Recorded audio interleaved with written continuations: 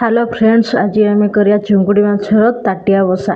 Fast तो आम पियाज नहींचे, छोट छोट कर टमाटो नहीं आ चुंगुड़ी माछ को केमती भल केमती फेस करके चोपा झड़े देचे।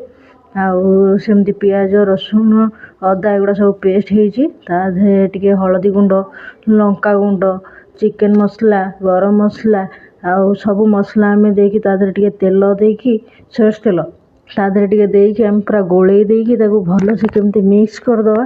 मिक्स करी अध घंटा पर्यंत रखीदे। रखीदेला देखु ता ग्रेवी ठीक एमती होधे केमती केते सुंदर देखा तावा देहर बसईद पानी देकी कहीं से सीझब न सीझिले आमर भल लगे गला मझे मझे आम भी गोलेवा। देखु केमती तादेह केमती माने यादेह किसी रोषे किसी करनी आम कि बसईचे से केते सुंदर होती। देखो पूरा ग्रेवी होती। लास्ट को आम धनिया पत्र गरम मसला टी पकईकी पूरा देखु केते सुंदर भाव।